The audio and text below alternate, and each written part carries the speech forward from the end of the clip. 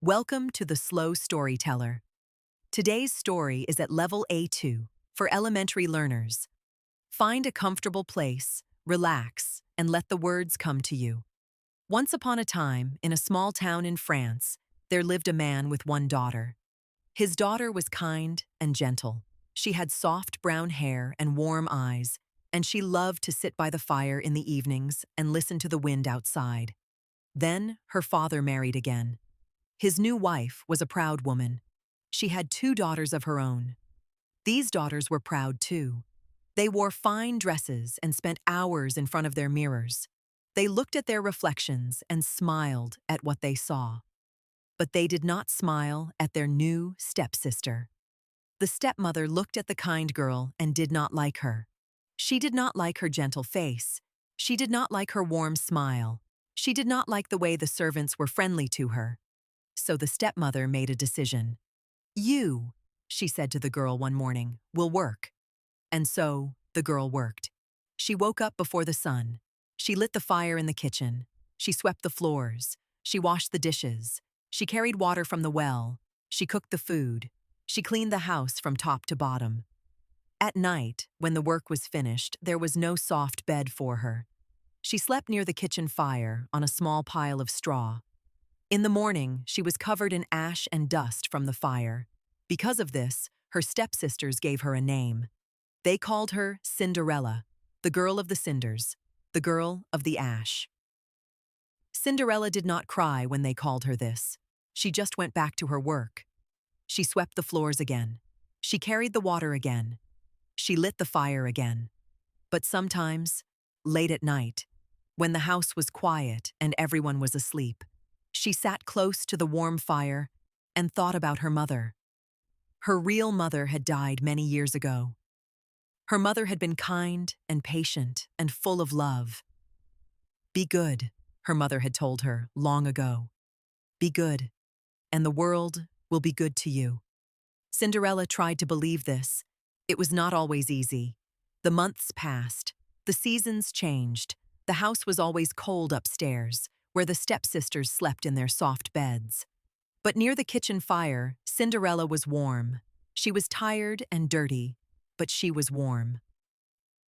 One evening, a letter arrived at the house. It was written on heavy white paper and sealed with red wax. The stepmother opened it quickly, and her eyes went wide. "Girls!" she cried. "Come down here at once." The two stepsisters ran down the stairs in their nightgowns. "What is it, mother?" said the first stepsister. Her name was Charlotte. She was tall, with dark hair. "What happened?" said the second stepsister. Her name was Marguerite. She was shorter, with red hair and many opinions. "The prince is holding a ball," said the stepmother. Her voice was full of excitement. "A grand ball at the royal palace. All the young ladies in the kingdom are invited. Both of you will go." Charlotte and Marguerite both screamed with joy. They jumped up and down. They talked about their dresses. They talked about their hair. They talked about dancing with the prince. Cinderella stood at the door of the kitchen and listened. She was holding a broom. She did not speak. Later that night, Charlotte called to her from the top of the stairs. "Cinderella, come here. We need you." Cinderella put down her broom and went up the stairs. The two stepsisters were standing in their room, surrounded by dresses and ribbons and shoes. Clothes were on the bed, on the chairs, on the floor. "Help us choose," said Charlotte. "Which dress is better, the blue or the gold?" Cinderella looked carefully at both dresses. "The blue is very beautiful," she said. "The color is lovely with your hair." Charlotte smiled and held the blue dress against herself. "And you," said Marguerite, holding up a green dress. "Is this good for me?" "The green is nice," said Cinderella. "But the rose color, the pink one there, I think that one is more beautiful for you."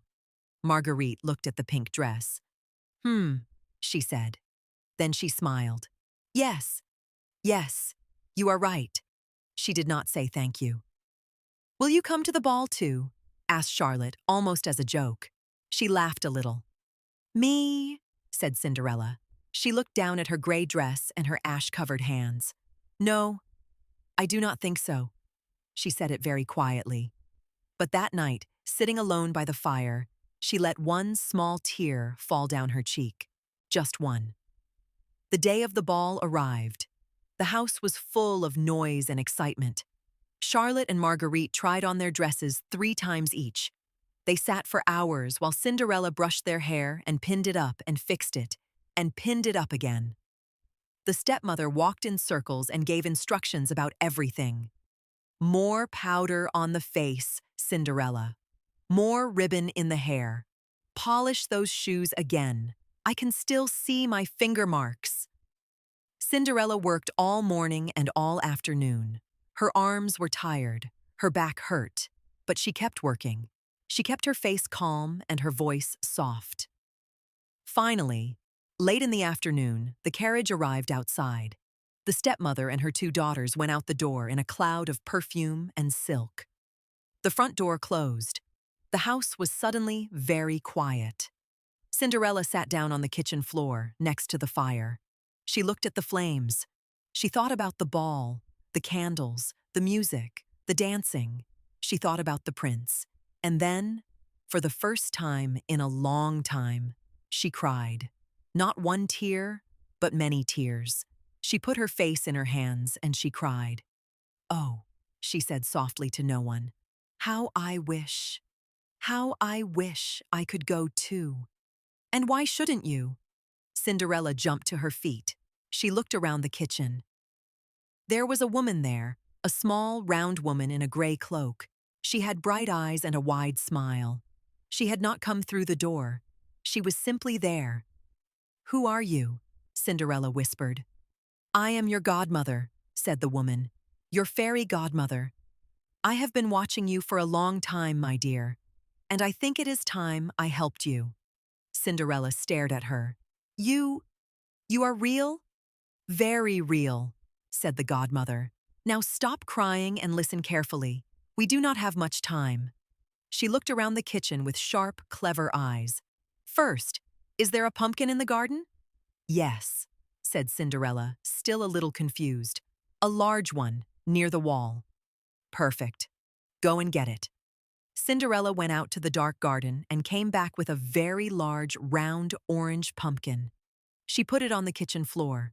The fairy godmother touched it with a small silver wand. There was a flash of light, a sound like bells, and the pumpkin became a beautiful golden carriage. It was round and bright and decorated with gold. It was the most beautiful carriage Cinderella had ever seen. Cinderella's mouth opened. Now, said the fairy godmother, mice. Are there mice in this house? Yes, said Cinderella. There is a mousetrap near the door. There are 6 mice in it. Bring them here. Cinderella brought the trap. 6 small gray mice looked up at them with frightened eyes. The fairy godmother touched each mouse with her wand. 1, 2, 3, 4, 5, 6. 6 flashes of light, 6 little sounds like bells. And then there were 6 horses. They were beautiful gray horses, tall and strong. They stood very still in a line. Out to the front of the house, said the fairy godmother calmly, as if this was very normal. The horses walked out. The carriage followed them somehow. Cinderella laughed. She could not stop herself. It was a happy, surprised laugh. Now, said the fairy godmother, you need a coachman. She looked around thoughtfully. A rat. Find me a rat. Cinderella found a fat gray rat near the kitchen wall. One touch of the wand, and there was a very tall, very serious coachman in a long coat and a large hat, standing by the carriage door. And 2 footmen, said the fairy godmother. 2 lizards will do. Cinderella found 2 green lizards behind the garden wall. 2 more flashes of light. 2 footmen in smart green jackets stood by the carriage, ready to open the door.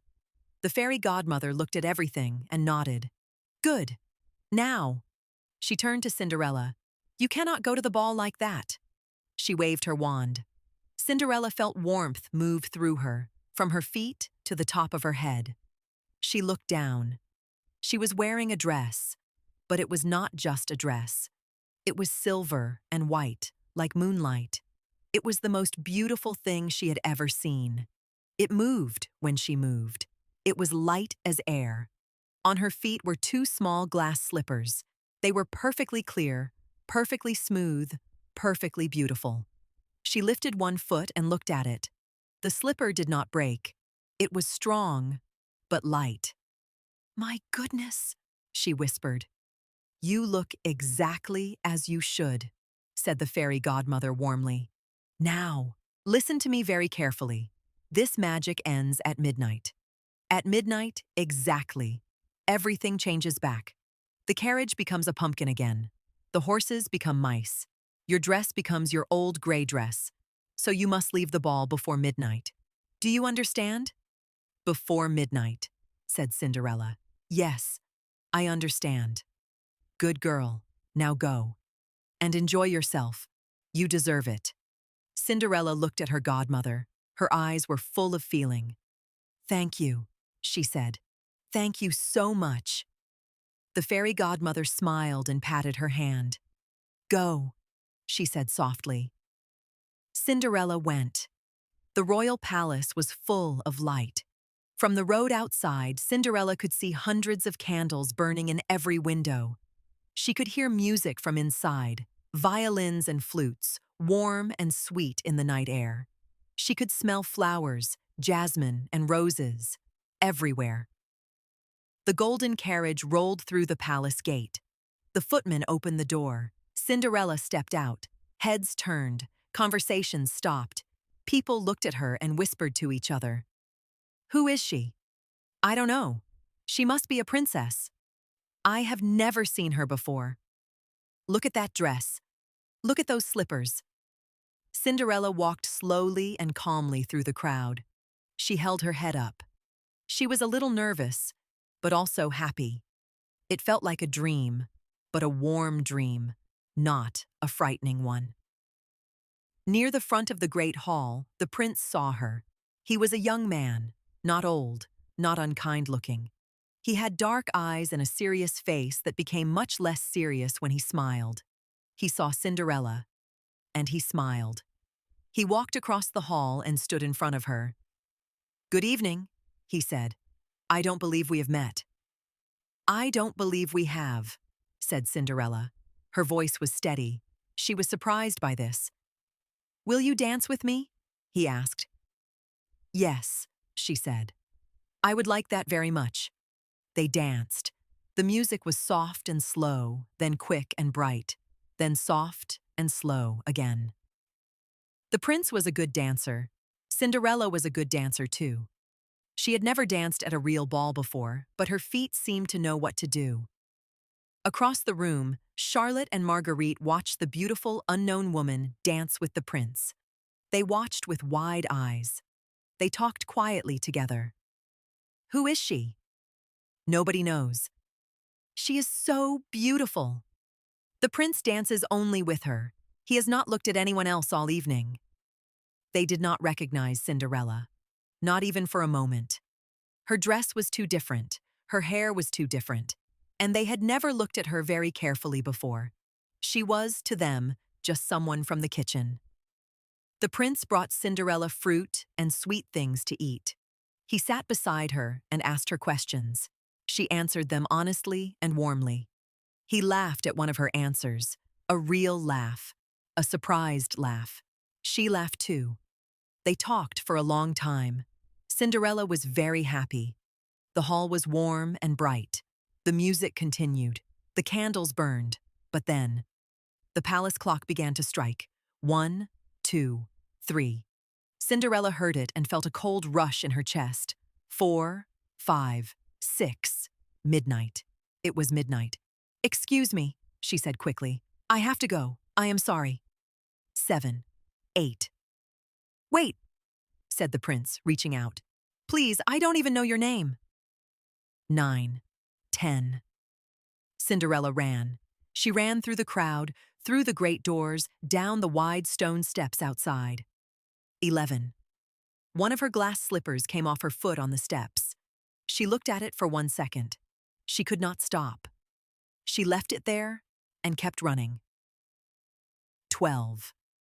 She ran through the dark garden, through the gate and onto the road. She ran until she was far from the palace lights, and then she stopped, breathing hard, standing in the dark.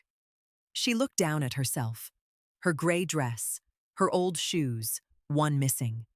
Her hands were normal hands again, a little red from the fire. Behind her, in the distance, she could still hear music from the palace windows. She walked home slowly in the dark. The next morning, Charlotte and Marguerite came home full of talk about the ball.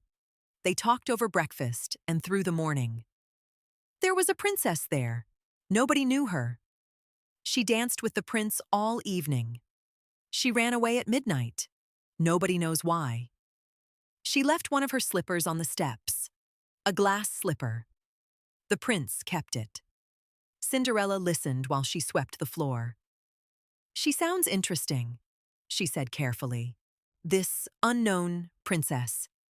Beautiful too, said Marguerite almost sadly. And her dress. It was like moonlight. Cinderella looked down at the floor and said nothing. She swept a little faster. 3 days passed. Then a royal announcement came to every house in the town. The prince had the glass slipper. He was going to every house in the kingdom. He was going to try the slipper on the foot of every young woman. The woman whose foot fitted the slipper perfectly was the woman he was looking for. The stepmother was very excited. Girls, sit down. When the prince's men arrive, sit up straight. Look your best. Be ready. Charlotte and Marguerite sat up very straight. They wore their best dresses. They pinned their hair carefully. The knock at the door came in the afternoon. 2 royal servants entered with a velvet cushion. On the cushion was the glass slipper. Charlotte went first. She tried to push her foot into the slipper. Her foot was too long. She tried harder. The slipper did not fit. Marguerite went next. She tried very carefully, very slowly. Her foot was too wide. The slipper did not fit. The servants looked around the room. Is there anyone else in the house? One of them asked. No, said the stepmother quickly. Yes, said Cinderella from the kitchen doorway. Her voice was quiet but clear. There is me. The stepmother turned and looked at her. Her face was cold. You? Don't be ridiculous. But the servants had heard. The prince's instruction was clear, said the first servant politely. Every young woman in the house. Cinderella sat down. She was wearing her gray dress. Her hands were red from the morning's work. Her hair was simple, but she held her head up. She put her foot into the glass slipper. It fitted, perfectly, like water in a cup, like it had been made for exactly that foot. Charlotte made a surprised sound. Marguerite stared. The stepmother's face went white. Cinderella reached into her apron pocket and took out the matching slipper, the one she had kept. She put it on her other foot. At that moment, there was a soft, warm light in the corner of the room. The fairy godmother was there again, smiling in her gray cloak. She touched Cinderella gently with her wand, and the gray dress became the silver-white dress once more. Charlotte and Marguerite looked at their stepsister. They looked at the dress. They looked at her face. They looked at the slippers. And slowly, slowly, they understood. Cinderella? Marguerite whispered. Yes, said Cinderella. She stood up. Charlotte went pink. Marguerite looked at the floor. We were not kind to you, said Charlotte. Her voice was small. No, said Cinderella. You were not always kind. There was a long silence. I am sorry, said Charlotte. Marguerite looked up. I am sorry too, she said, and she looked like she really meant it. Cinderella looked at them both for a moment. Then she smiled, a real, warm, full smile. I forgive you, she said. Both of you. The prince's servants brought Cinderella to the palace. The prince was waiting in the front courtyard. When he saw her in the silver dress and the glass slippers, his serious face became immediately less serious. You came back, he said. I came back, she said. You ran away very fast. I had to, she said, but I am here now. He nodded slowly. Will you stay? If you still want to know me, she said. Not the princess in the beautiful dress. Just me. I think, said the prince, that you are exactly the same person. Dress or no dress. She smiled at that. They talked for the rest of the afternoon. They walked in the palace garden, where roses were growing against the old stone wall. They could smell them from far away. The sky was blue and the air was warm. It was a good afternoon. In the weeks that followed, the prince visited Cinderella many times. They became good friends before they became anything more. And eventually, in a small and quiet ceremony, they married. Cinderella did not forget her stepsisters. In fact, she invited them to come and live at the palace. Charlotte became a friend to one of the palace ladies. Marguerite, who always had many opinions, got a job helping to organize things, and she was excellent at it. The stepmother was polite now. Very polite. The fairy godmother came to the wedding. She stood near the back of the room in her gray cloak and smiled all through the ceremony. Nobody else seemed to see her, but Cinderella saw her and gave her a small, private nod. The godmother nodded back. And as for Cinderella herself, she never forgot the years by the kitchen fire. She never forgot the cold floors and the hard work and the long nights. Because of this, she was a careful and thoughtful person all her life. She noticed when people were tired. She noticed when people were hungry or sad. She was kind to the servants and kind to strangers, and she always kept a fire burning in the kitchen. Warm and steady and bright. That's the end of today's story. But before we go, what are the key words we learned today? Let's review the 10 most useful words from this story. 1. Cinder, ash or dust left after something burns. 2. Slipper, a soft or light shoe, easy to take off. 3. Carriage, a vehicle pulled by horses. Godmother, a woman chosen to guide a child, sometimes with magical power here. 5. Wand, a thin stick used by a magical person to make magic. 6. Vain, thinking too much about your own appearance. 7. Fit, to be the right size or shape for something. 8. Announcement, an official piece of news given to many people. 9. Forgive, to stop being angry at someone for something they did wrong. 10. Ceremony, a formal event to celebrate or mark something important. Thank you for listening to The Slow Storyteller. Slow stories, real English, every week. If today's story helped you, please subscribe so you don't miss next week's. Until then, keep listening, keep learning,